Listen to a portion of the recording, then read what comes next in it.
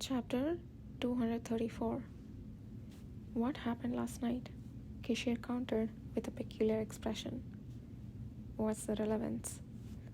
Something unusual happened after you suddenly fell asleep yesterday.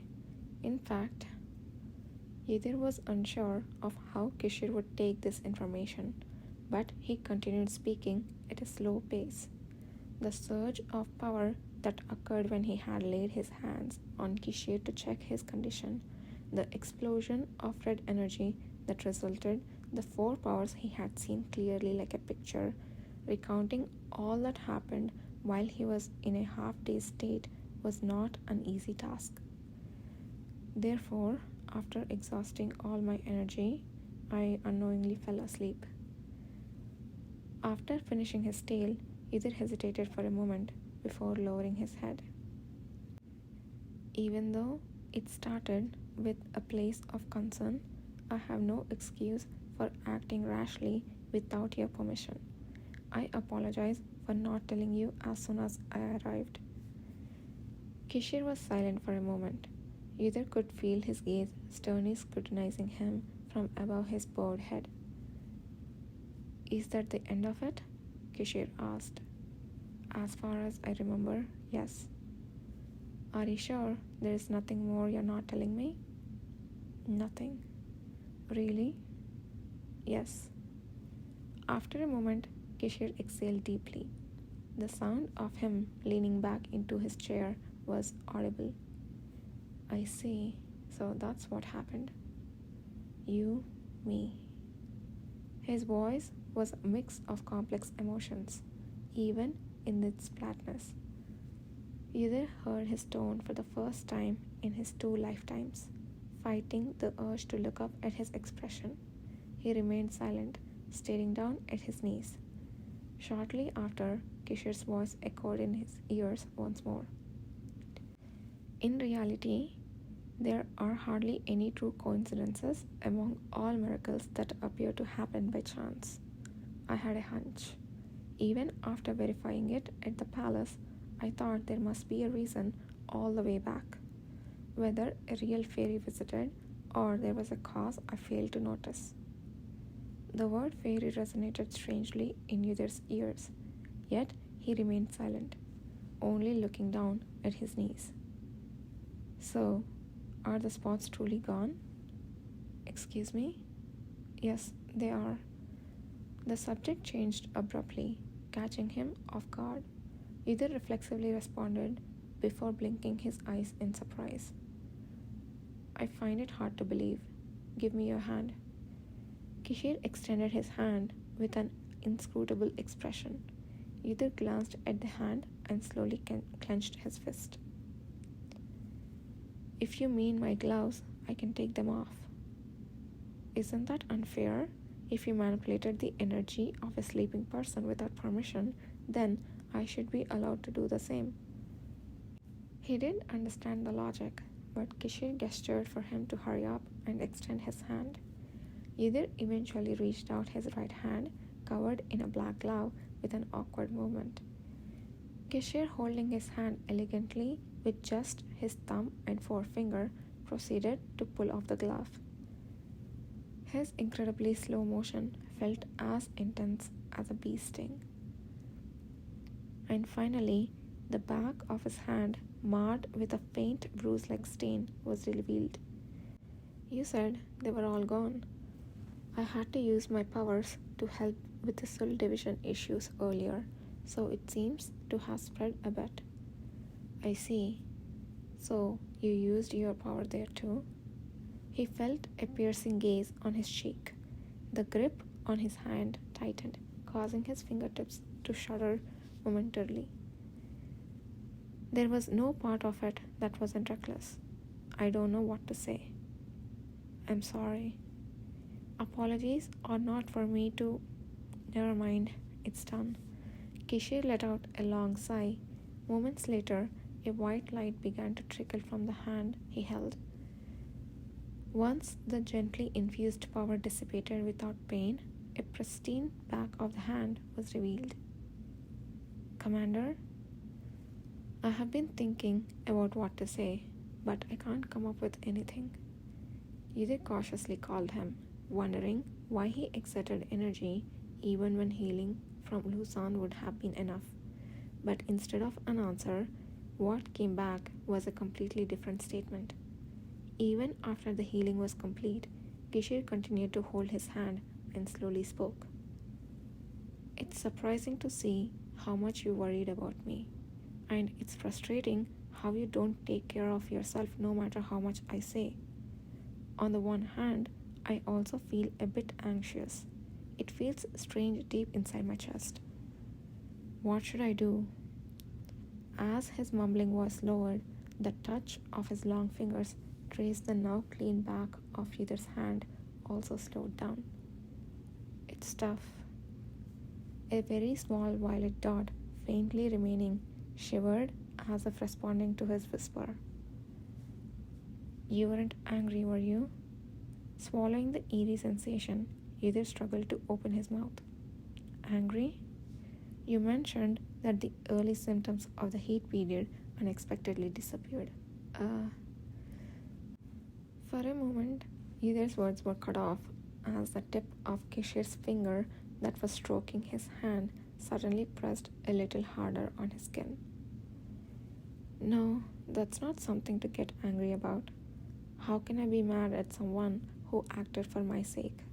Rather, as Kishir continued to speak while looking into his silent eyes, he turned his face as if to hide the naked expression that seemed to have melted away. It's unbearable to worry so much. For a moment, an odd pang of pain brushed past his chest. His crimson gaze skimmed the traces of spot left on the back of his hand. If the same thing happens again as it did last night, would you act the same way without hesitation? That wasn't a question. It was more of a certainty. And because his words were right, Yudhir couldn't easily respond. As Kishir narrowed his eyes in silence, confirming his words were correct. Didn't you think it was dangerous? I thought the chance might not come again was more important. Seriously? With a sigh, Kishir raised his hand to his eyes. With a few breaths, he revealed his face again. Even so, it was too dangerous. Fortunately, nothing happened this time. But if anything had happened, could you imagine what I would have thought? I probably wouldn't have been able to forgive myself for seeking you out in such a way yesterday. Compared to that, what does the disappearance of the symptoms of the heat period that didn't even come matter? No, you can't say that. That's what Yudhir wanted to say was towards him, who he appeared after tearing his arm. As he was about to answer, a sudden realization came to him. Did he bring out his reaction on purpose? It felt like an extension of the conversation they had last night. Watching him stop in mid-sentence, Kishir met his gaze as if to say, Do you understand? And firmly opened his mouth. That's right. It's the same. He was saying that the resolve Yudhir had to face the unknown for him, the origin of that impulse and desire exists within him as well. Distractingly, he quickly averted his gaze, and only then did Kishir let out a faint laugh. So, don't repeat the same thing until we know more about what happened yesterday. Understand? It seems to be not entirely unrelated to me, so I'll look into it based on the stories you have told me today. Understood. Just as it had been before, there was no whining against Kishir in a war of words. But if that red light flowed out of his hand again and once more connected with another power, if he fell back into the dreamy state filled with strange certainty and entracing madness and got the answer he needed, could he really resist the impulse? Especially if it had something to do with Kishir? Yudhir looked at his hand, still held by Kishir, and slightly furrowed his brow. But Commander? When will you let go of this hand? He wanted to put on his gloves immediately, but there was no sign of him releasing his hand. Every time he slowly stroked it, a ticklish sensation arose, as if every hair on his skin was standing up. When he cautiously asked, Kishir countered without changing his expression. Why? The cycle has passed, so I thought it would be okay to touch the approved part freely. Was it just a throwaway comment? It was difficult to respond because he remembered agreeing that it was okay for him to touch, and there was also what happened last night. Watching Kishir's fingers slowly stroking even the inside of his palm, Yudhir gritted his teeth. No other way. No, please continue. However, Kishir, who Yudhir thought would happily continue, instead released his hand with a disappointed smile at his reply. The man looked over Yudhir's puzzled face and lowered his gaze deeply, pressing down his fine eyebrows. I'm getting worse, aren't I? Pardon? He didn't hear well, so he asked again, but Kishir only smiled and didn't answer. At least he didn't seem really angry. Should I consider this a blessing?